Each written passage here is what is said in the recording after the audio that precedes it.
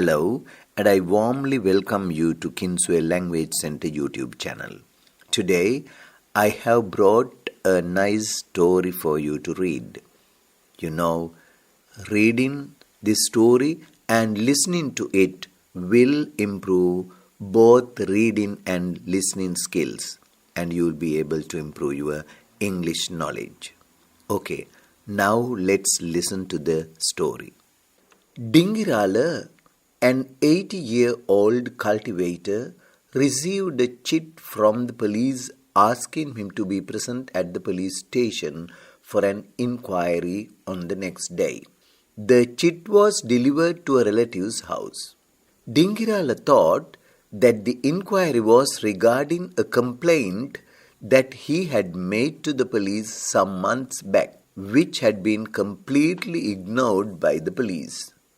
When he arrived at the police station, Dingirala got to know that the inquiry was not about his complaint, but another complaint regarding a land dispute in which his name was mentioned as a party.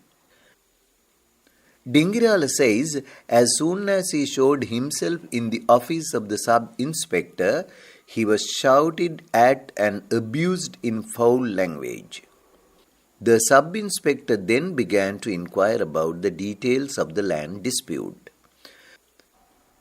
When Dingirala said that he gave the disputed land to his nephew Martinsinho to be cultivated, the sub-inspector, in a fit of uncontrollable anger, threw a large book at his chest and shouted at him to bring his nephew.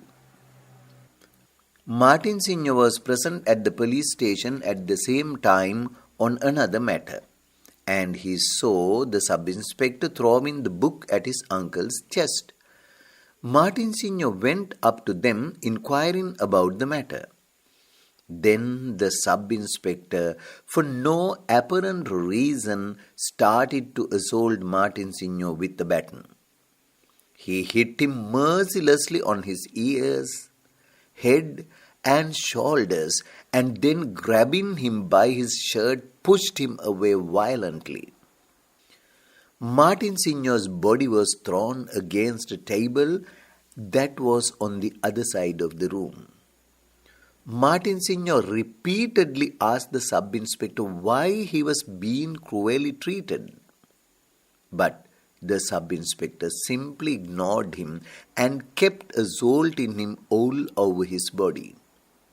Martinsinho was then ordered to sit on a bench nearby. Several people in the police station witnessed the incident. Martinsinho says that the sub-inspector had taken liquor.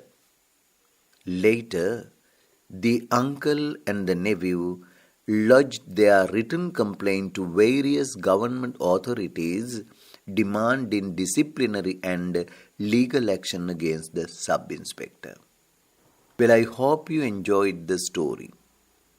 If you liked the story, please subscribe to our channel, like it, and press the bell icon so that you will receive all our new stories in the future.